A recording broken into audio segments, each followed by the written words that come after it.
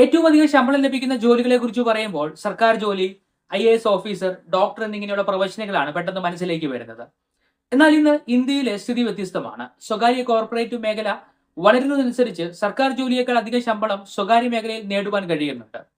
ഇന്ത്യയിലെ കോർപ്പറേറ്റ് മേഖലയിൽ ജോലി ചെയ്യുന്ന ഉയർന്ന പ്രൊഫഷനുകൾ പ്രതിവർഷം കോടികളാണ് സമ്പാദിക്കുന്നത്. ഏതൊക്കെയാണ് ആ ജോലികൾ? എങ്ങനെ ആ ജോലികൾ നേടാം? ഈ പ്രൊഫഷണലുകളുടെ ജീവിതം എങ്ങനെയായിരിക്കും?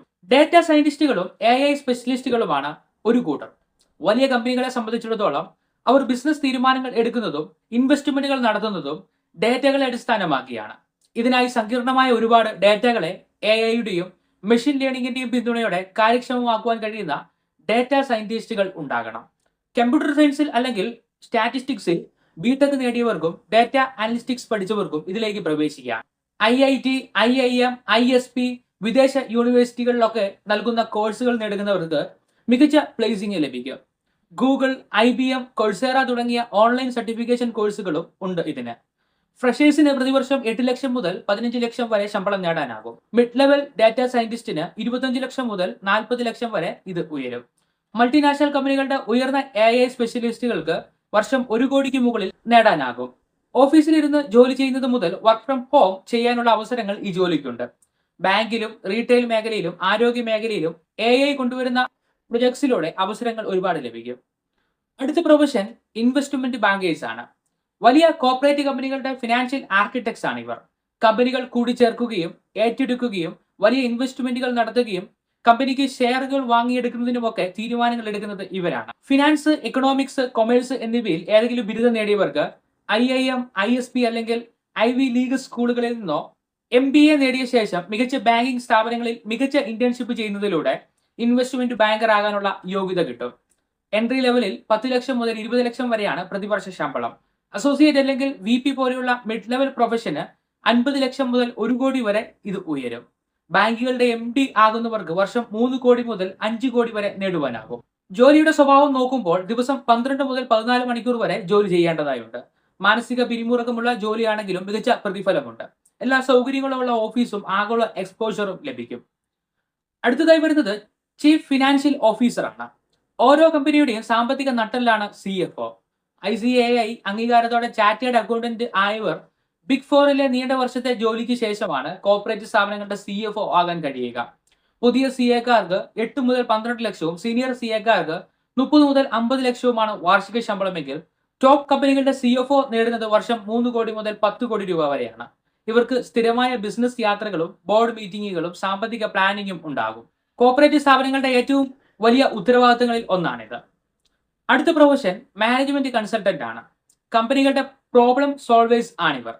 കമ്പനിയുടെ വളർച്ചയ്ക്കും ചെലവ് ചുരുക്കലിനും മാറ്റങ്ങൾക്കുമുള്ള നിർദ്ദേശങ്ങൾ CEO-ക്ക് നൽകുന്നത് ഇവരാണ്. മെക്കിൻസി, BCG, ബെയിൻ, അക്സെൻഷ്വർ ഒക്കെ മികച്ച മാനേജിംഗ് കൺസൾട്ടന്റ് സ്ഥാപനങ്ങളാണ്. എഞ്ചിനീയറിംഗും IIM-ൽ നിന്നുള്ള MBA-യുമാണ് യോഗ്യത.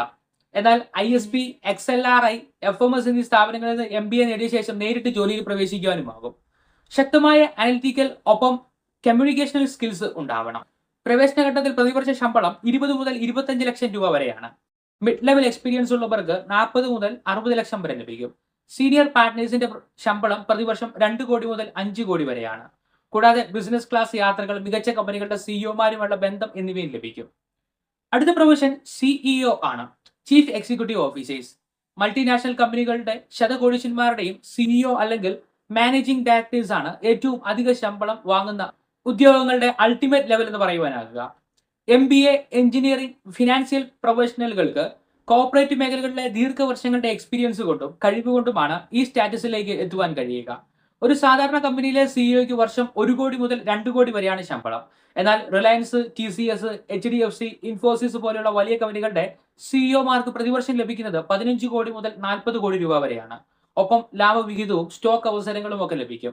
ആഡംബര കാറുകൾ, കോർപ്പറേറ്റിന്റെ വിമാനങ്ങൾ എന്നിവയൊക്കെ ഇതിനൊപ്പം ലഭിക്കും. ഇന്ത്യയിലെ ഉയർന്ന ശമ്പളം വാങ്ങുന്ന 5 പ്രൊഫഷനുകളാണ് പങ്കുവച്ചത്.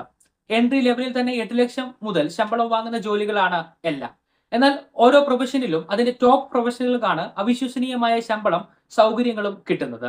ഡാറ്റ സയന്റിസ്റ്റിന് 1 കോടിയും ഇൻവെസ്റ്റ്മെന്റ് ബാങ്കർക്ക് 5 കോടിയും മാനേജ്മെന്റ് കൺസൾട്ടന്റിന് 5 കോടിയും ചീഫ് ഫിനാൻഷ്യൽ ഓഫീസർക്ക് 10 കോടിയും ചീഫ് എക്സിക്യൂട്ടീവ് ഓഫീസർക്ക് 40 കോടിയും പ്രതിവർഷ ശമ്പളം ലഭിക്കുന്നു. അപ്പോൾ ഏറ്റവും കൂടുതൽ ശമ്പളം നേടാവുന്ന പ്രൊഫഷൻ സിഇഒ ആണെന്ന് നിസ്സംശയം പറയാം. എന്നാൽ സിഇഒ ആയിത്തീരുന്നത് ഒരു മാരത്തോൺ ആണ്, മത്സര ഓട്ടമല്ല. അപ്പോൾ തന്നെ ഒരു ഡാറ്റ സയന്റിസ്റ്റ് അല്ലെങ്കിൽ ഇൻവെസ്റ്റ്മെന്റ് ബാങ്കർ, മാനേജിംഗ് കൺസൾട്ടന്റ് എന്നീ പ്രൊഫഷനുകളിലേക്ക് നേരിട്ട് എത്തിച്ചേരുവാനും കഴിയും. നിങ്ങളൊരു വിദ്യാർത്ഥിയാണെങ്കിൽ മികച്ച സാലറി കിട്ടുന്ന ജോലികൾ തിരഞ്ഞെടുക്കുവാൻ ഈ വീഡിയോ നിങ്ങൾക്ക് ഉപകാരപ്പെടും. വളരെ കഠിനാധ്വാനവും കൂടുതൽ ജോലി സമയവും നിരന്തരമായ പഠനവും ആവശ്യമുള്ള ജോലികളാണ് ഇവയെല്ലാം. എന്നാൽ ചില സ്വപ്നങ്ങൾ കൈവരിക്കുവാൻ നിങ്ങൾ തയ്യാറാണെങ്കിൽ ലക്ഷ്യബോധത്തോടെ മുന്നോട്ട് പോകാം.